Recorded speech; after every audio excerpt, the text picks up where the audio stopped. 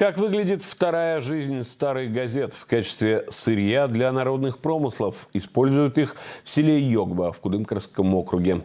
С мастерами встретилась Милена Вавилина.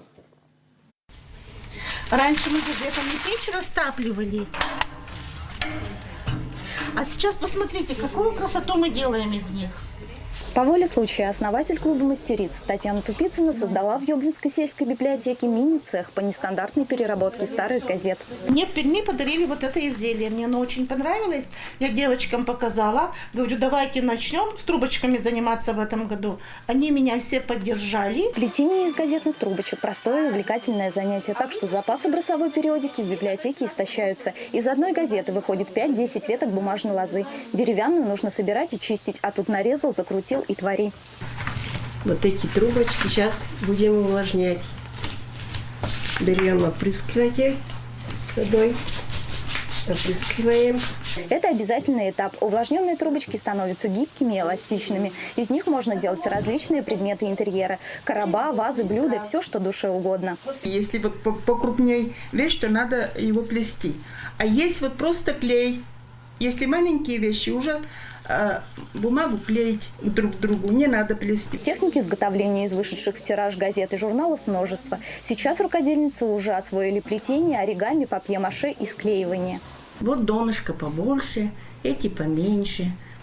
И все на клей. Клей пистолетом, и все покрасила, лаком покрыла, и все. Использовать куда? Да хоть куда. Горшочный цветочек поставим сюда. Схемы мастерицы ищут в интернете и в клубе делятся друг с другом полученными навыками и трубочками. Ведь на некоторые изделия их нужно очень много. На плетение ушло 2 вечера, 2 дня. Все, и корзиночка у меня готова.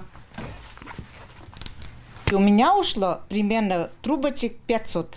Применение газетам женщины находят и в огороде. Осенью делают теплые грядки и мульчу, а весной стаканчики для рассады. Садят их вместе с растением в землю. Корневая система, как говорится, не травмируется, во-первых, а во-вторых, газетка, она сама собой гниет, как получается удобрение. Из газет получаются практичные вещи и отличные сувениры. Каждая идея рукодельницы воплощается без особого труда. Между тем, в Кудымкаре есть эксперты по плетению из бумажной лозы с многолетним опытом.